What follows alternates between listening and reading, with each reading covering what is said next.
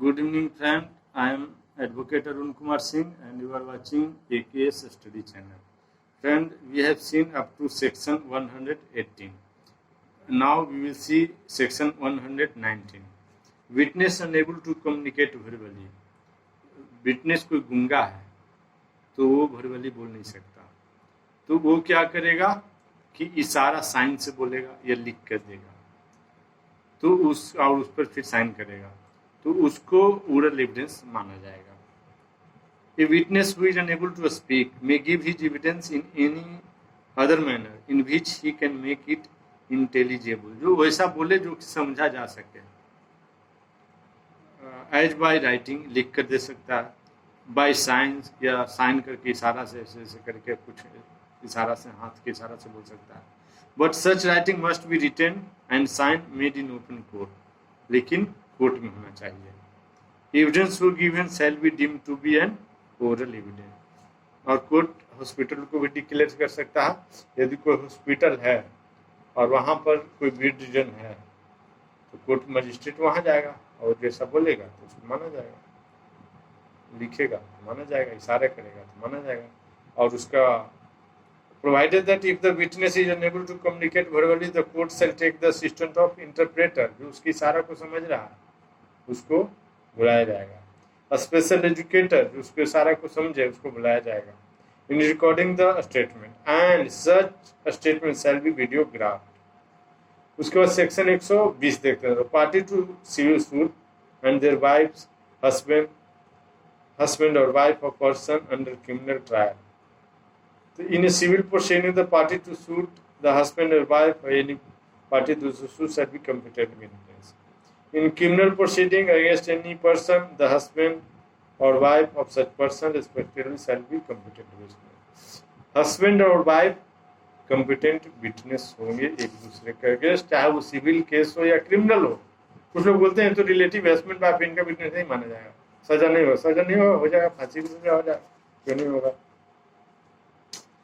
जजेज and magistrate section 121. No जज और magistrate shall be compelled to answer any question as to his own conduct in court as judge or magistrate, as anything which come to his knowledge in court as such judge or magistrate. ठीक है. कोई जज magistrate अपने conduct के लिए court में evidence देने के लिए, आंसर देने के लिए कंपेल्ड नहीं किया जा सकता है. लेकिन उसका सुपीरियर कोर्ट, जैसे मजिस्ट्रेट कोर्ट है तो सेशन को बोल रहा है कि ठीक है ये एविडेंस देगा, विटनेस देगा तो देगा, आंसरेबल है तो आंसर देगा.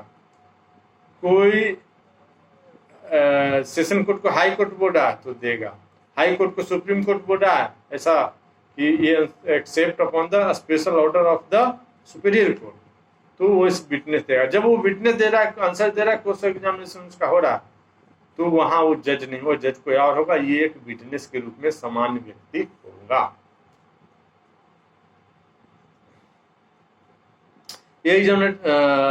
On his trial before the court of session said that the deposition was improperly taken by B the magistrate.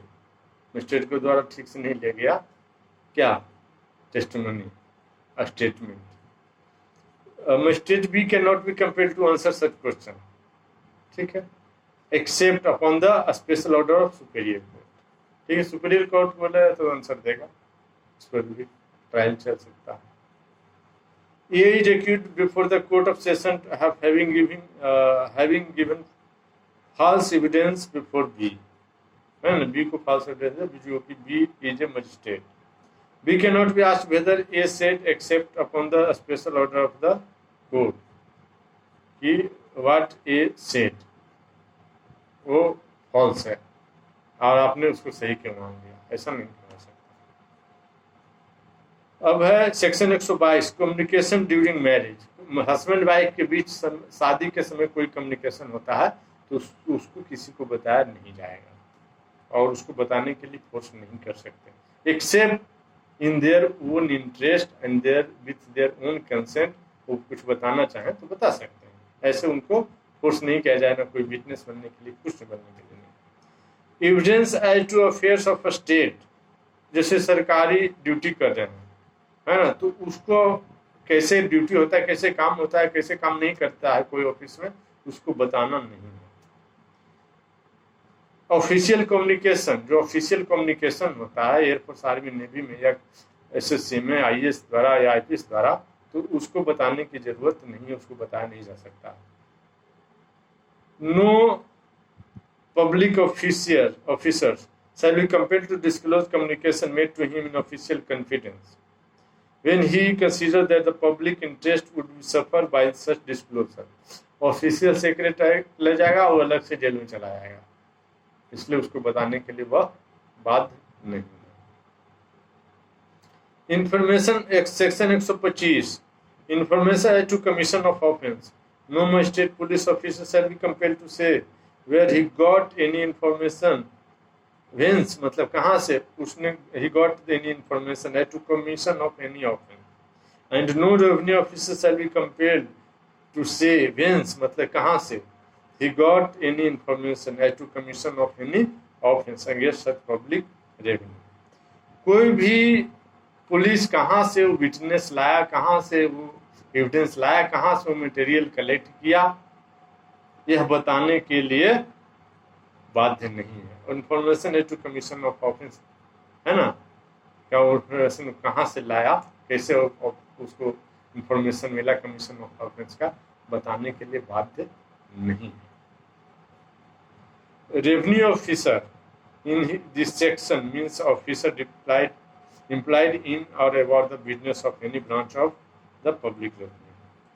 Section 126 professional communication, जो बरिस्टर, अटॉर्नी, वकील, प्लीडर को उसका क्लाइंट कुछ बताता है तो वो कोर्ट में बताने के लिए बाध्य नहीं है ना। During course of his employment, उससे पहले कुछ बताया है, ड्यूरिंग कोर्स ऑफ एम्प्लॉयमेंट नहीं है, तब बताया तो बता सकता है, और आफ्टर कोर्स ऑफ एम्प्लॉयमेंट तब बोला है तो बता सकता है, लेकिन ड्यूरिंग कोर्स ऑफ एम्प्लॉयमेंट बोला है तो बताने के लिए वो बात नहीं। नो बैरिस्टर, अटॉर्नी, प्लीडर और वकील shall at any time be permitted unless with his client's express consent, मतलब लिख कर देगा तो, to disclose any communication made between them in the course of business for purpose of his employment as such barrister, pleader, attorney or vakil on behalf of his client to state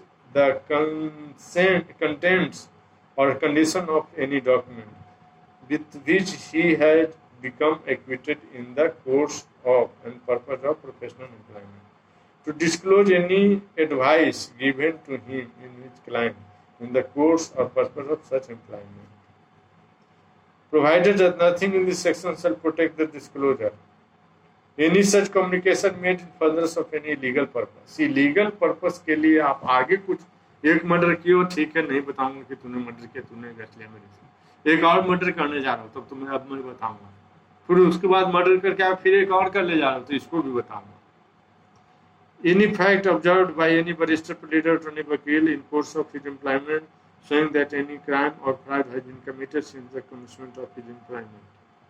अब कोई और fraud कर रहे हो, कोई crime कर रहे हो तो बताएगा।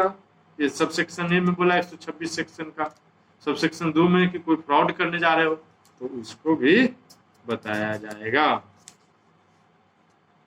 इलीगल पर्पस का कोई एक्ट कर रहे हो तो उसको बताया जाएगा, और दूसरा पॉइंट में है कि कोई क्राइम या फ्रॉड कर रहे हो तो उसको भी बताया जाएगा। It immediately pays the attention of such barrister, pleader, attorney or वकील was not directed to such fact by behalf of his client। उसने क्लाइंट ने बोला है चाहे नहीं बोला, ये मटेरियल है, आप पहले तो उसको बताएंगे नहीं, आगे फ्रॉड, आगे अपराध करे तो अपराध होना तो रोकना तो समाज का काम है, तो आप बताइए। लेकिन और कुछ नहीं करता, जो क्राइम कर दिया ऑलरेडी, और अगर आपको बता दिया कि सर मर्डर तो मैंने किया है, तो आप जाके कोर्ट में मत बोलना, आपका काम उसको बचाना। Let the prosecution party proof that he had done murder. ये client of B an attorney, ये have committed forgery and I wish you to defend me, तो वो डिफेंड कर रहा है। As a defence of a man known to be guilty is not criminal purpose This communication is protected from disclosure. A client has said B, an attorney, I wish to obtain possession of property by the use of forged deeds, on which I request you to sue. The communication made in furtherance of criminal purpose is not protected from disclosure.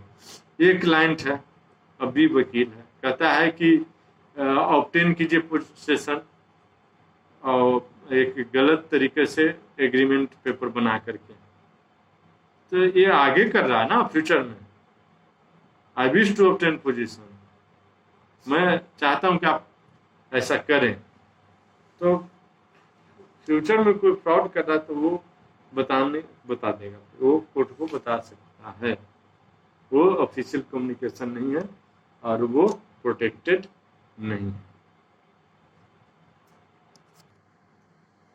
A being charged with embezzlement, retain B an attorney, एक advocate है B, उसके पास रखता है कोई पैसा वो गलत तरीके से ले आया है, to defend him in course of proceeding. B observe that an entry has been made in A's account book charging A with the sum said to be embezzled, मतलब इसका पैसा नहीं है लेकिन ये गलत तरीके से पैसा ले गया. Which entry was not in the book at the commencement of his employment.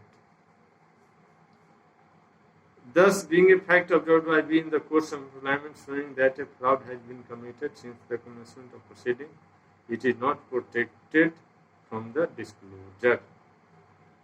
है ना, क्योंकि फ्रॉड है, आगे फ्रॉड हुआ है इसके बाद में, तो बुक अकाउंट देखा तो फ्रॉड हुआ है तो नहीं प्रोटेक्टेड और सेव करने से नहीं है. यदि खुद ये बता देता एक्यूज या जो बंदा है उसका क्लाइंट को खुद पहले बता देता तब तो है, लेकिन बुक ऑफ अकाउंट वकील खुद देखा है तो प्रोटेक्शन के लिए वो disclosure, it is not protected from disclosure, यह प्रोटेक्शन नहीं है, इसको डिस्क्लोज करने के कर सकता है वो. सेक्शन 127, सेक्शन 126, सेक्शन 127 कहता है कि section 126 to apply to interpreters etcetera, वकील पर ही नहीं अप्लाई होगा, कोई ट्रांसलेशन के लिए कोई टाइपराइटर को दिए तो उस पर भी अप्लाई होता है. The provision of 126 shall apply to interpreters और द क्लर्क और द सर्वेंट और रजिस्टर भी, रजिस्टर को कोई क्लर्क है, रजिस्टर को कोई सर्वेंट है तो उस पर भी लागू होता है. ठीक है. उसके बाद section 128, privilege not waived by volunteering evidence, यदि वॉलंटरी एविडेंस दे करके प्रिविलेज वेव्ड नहीं हो सकता. If any party to a suit give evidence therein at his own instance, otherwise he shall not deem to have consented. अब वो खुद कुछ बोल दिया, थोड़ा सा उसके बारे में डिस्क्लोज कर दिया, तो इसका मतलब ये नहीं कि वकील लोग कैसे दिया कि आप पूरा ही बात बता दें. Section 129, confidential communication with legal adviser, उसको भी no one shall be compelled to disclose any court any confidential communication which has been placed between him and his legal personal advisor, unless he offers himself as a witness, in which case he may be compelled to disclose any communication as may appear to the court necessary to be known in order to explain the evidence which he has given but no others. अब कोई खुद witness बना तो फिर तो cross examination होगा, तो cross examination में आप प्रत्येक वकील जो क्वेश्चन पूछता है उसको बताने के लिए बाध्य हैं, जब तक कि जज मना नहीं करता कि कानून में ऐसा नहीं है, आप ये नहीं पूछिए. उसके बाद है section 130, production of title deed of witness not a party. Production of title deed of witness not a party. No witness who is not a party to a suit shall be compelled to produce his title deed to any property. No witness who is not a party to the suit compelled to produce the title deed to any property. Property में कोई witness को नहीं बोल सकते कि तुमने property का title sale deed लॉ। Any document in virtue of which he holds any property as pledge और मॉर्गेज, मॉर्गेज के रूप में रखा हुआ, प्लेज के रूप में रखा।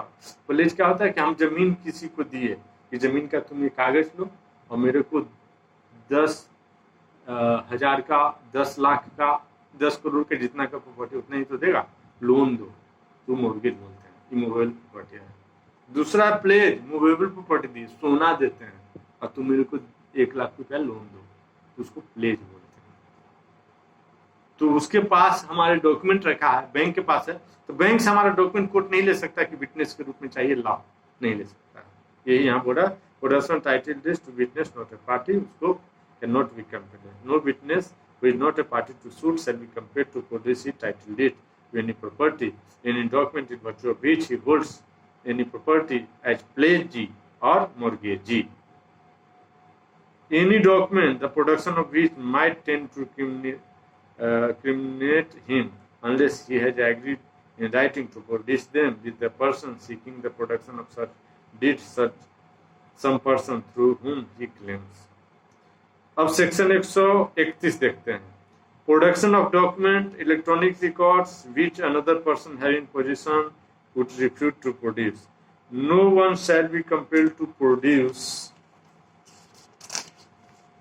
document in his possession or electronic record under his control which any other person would be entitled to refuse to produce if they were in his possession or control unless such last mentioned person consent to his production. जब वो खुद ही बोला produce करूंगा तब तो ठीक है, otherwise production of document और electronic record with which another person having possession could refuse to produce it. ठीक है, यदि पार्टी है तो प्रोड्यूस करेगा। कहता no one shall be compelled to produce, यदि उसका पर्सनल कोई डॉक्यूमेंट है, पर्सनल कोई इलेक्ट्रॉनिक रिकॉर्ड है, in his position electronic record under his control, तो he can not be compelled to produce. Party है, कोई बोला कि ये जमीन मेरा है तो टाइटल डीड दिखाओ। अब नहीं कोई कुछ बोल रहा है और उसका कोई पर्सनल डॉक्यूमेंट है तो ऐसी बिना मतलब के दिखाओ तो नहीं चलेगा। 2 पार्टी है और थर्ड पार्टी के डॉक्यूमेंट दिखाओ तो नहीं चलेगा। Section 132, witness not excuse from answering on ground that answer will criminate. A witness shall not be excuse from answering any question as to any matter relevant to the matter in issue या fact in issue in any suit or in any civil or criminal proceeding upon the ground that the answer to such question will criminate him, may tend to directly or indirectly to criminate him, उसको criminal बना देगा, उसको अपराधी बना देगा। Such witness that it will expose or tend directly or indirectly to expose such witness to a penalty or forfeiture of any kind, इस आधार पर वह किसी भी एक्सक्यूज नहीं ले सकता है। यदि वो विटनेस है तो उसको जो क्वेश्चन पूछा जा रहा है उसका आंसर देगा। हाँ, वो बोल दे कि आप मर्डर आपने किया तो नहीं किया है, वो क्रिमिनल नहीं हुआ, लेकिन वो आंसर न दे ये नहीं चलेगा, कुछ न आंसर उसको देना है। सेल्फ रिक्रिमिनेशन, उसकी इच्छा से कोई बोल रहा है कि आप बोलो कि मैंने मर्डर किया, कन्फेशन करने कोई नहीं बोला, लेकिन क्रॉस एग्जामिनेशन है तो वहां बोलना है। और सच बोले झूठ बोलो ये आपका मर्जी, झूठ बोले तो सच निकालना वकील का काम है क्रॉस एग्जामिनेशन द्वारा। Provided that no such answer which a witness will be compelled to give shall subject to him any arrest or prosecution be proved against him in any criminal proceeding except a prosecution for giving false evidence by such answer. Self incrimination के लिए वो बाध्य नहीं होगा। बाकी excuse नहीं हुआ कि मैं आंसर नहीं दूंगा, आंसर विल क्रिमिनेट मी। यदि उसको तुरंत अरेस्ट हो जाए, तुरंत उस पर केस चलने लग जाए, है ना, उसके अगेंस्ट कोई विटनेस के रूप में इस स्टेटमेंट को लिया जा सकता है, तब वो नहीं दे उसका आंसर, और उसका आंसर जो उसको देना चाहता है घुमाकर वैसा दे। accomplice section 133 an accomplice shall be competent witness against an accused person and a conviction is not illegal merely because it proceeds upon the uncorroborated testimony of an accomplice. जो 5 आदमी अपराध किया, डकैती किया, तो 5 में से कोई है 4 के बारे में बता देता, उसी के आधार पर सजा हो जाएगा। 3 आदमी मर्डर किया, जैसे भगत सिंह के केस में कोई विटनेस नहीं था, लेकिन उसी में से एगो पकड़ा एक विटनेस को और इतना मार मारा कि सब सच्चाई बता दिया, उसको कोर्ट में प्रस्तुत किया, कोर्ट में बोला बोलो तो बोल दिया। उसी के आधार पर भगत सिंह, राजगुरु और बटुकेश्वर दत्त तीनों को फांसी की सजा हो गया और 2 को आजीवन कारावास सजा हो गया। इस तरह से तो देखते हैं कि women who is victim of sexual assault is not accomplish to crime, वो क्राइम का अकम्प्लिश नहीं माना जाए। अकम्प्लिश मतलब कई लोग एक साथ क्राइम करते हैं, अकम्प्लिश तो फिर तो उसने भी क्राइम किया तब ना अकम्प्लिश होगा। हर evidence can not be tested with suspicion as that of an accomplice. An accomplice does not generally deserve to be believed unless corroborated in material particulars. कि Hasim versus state of Tamil Nadu 2005 में supreme court ने कहा है कि accomplish का statement कोरोबोरेशन द्वारा ही साबित किया जाएगा, बिना कोरोबोरेशन के उस पर कन्विक्शन नहीं होगा। अब section 134 number of witnesses, no particular number of witnesses shall in any case be required for proof of any fact. एक भी हो सकता है, उस पर भी कन्विक्शन होगा, 1000 हो सकता है, उस पर भी कन्विक्शन न हो। तो कोई नंबर ऑफ विटनेस फिक्स नहीं है, उसका देखा जाता है कि कितना उसका वैल्यू है, कितना उसका वजन है, कितना उसका वेटेज है, नंबर नहीं, उसका वेटेज देखा जाता है। तो no particular number of witness shall in any case be required for proof of any fact, ये सेक्शन 134 कहता है। Takdir Samsuddin Sheikh versus state of Gujarat, supreme court 2012 में कहा है कि evidence has to be weighed, मतलब उसका वजन मापा जाना चाहिए, नॉट नंबर, नॉट काउंटेड। उसका नंबर नहीं देखा ना जाना चाहिए, उसका वजन देखा जाना चाहिए, उसका वैल्यू देखा जाना चाहिए। डायरेक्ट एविडेंस है, मटेरियल एविडेंस है, डॉक्यूमेंट्री एविडेंस है, सर्कमस्टेंशियल एविडेंस है, हियर्स एविडेंस है, उसका वैल्यू उसी के अनुसार होगा। नंबर नहीं कि 50 व्यक्ति आके बोल दिया कि मैंने देखा नहीं तो किसी को फांसी लग जाएगा, ऐसा नहीं है। अब हम chapter 10 examination of witness section 135 कल देखेंगे दोस्तों। सेक्शन 135 में order of production and examination of witness. तब तक के लिए धन्यवाद, बाय।